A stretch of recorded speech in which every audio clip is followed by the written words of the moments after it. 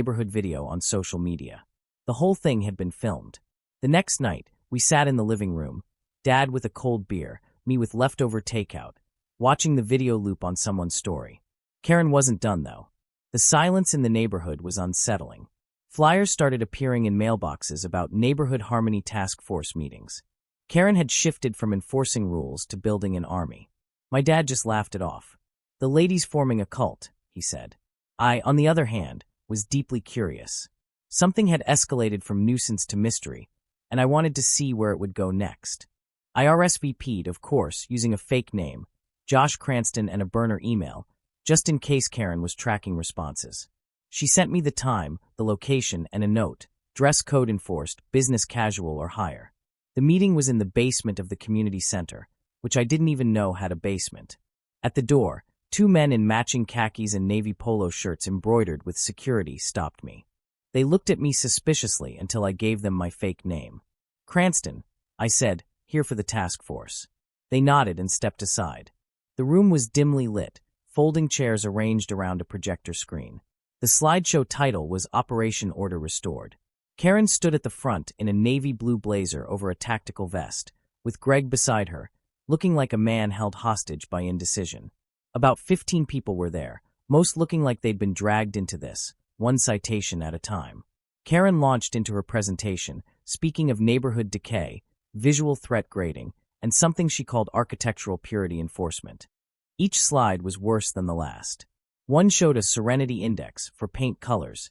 Another compared mismatched patio furniture to civil erosion.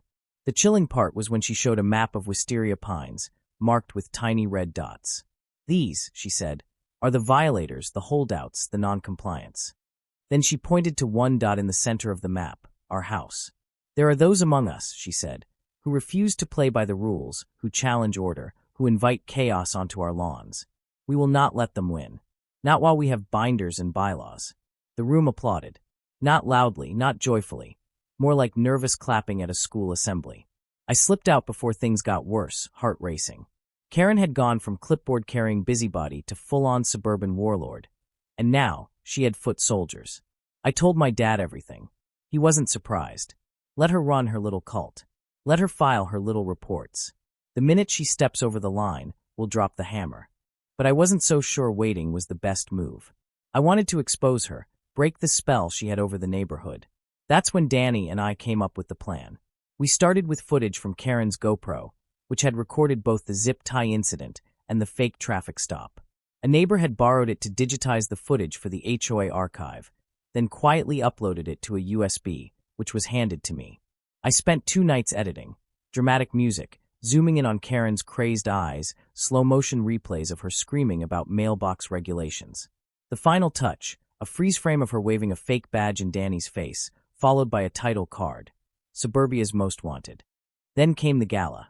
Karen had planned a neighborhood unity gala, complete with catered appetizers and a slideshow of successful compliance transformations. It was held at the clubhouse, decorated with patriotic bunting and color-coded tablecloths. She wore a tiara, yes, an actual tiara, claiming it symbolized leadership clarity. Danny and I arrived fashionably late, dressed in matching tuxedos borrowed from her cousin's wedding.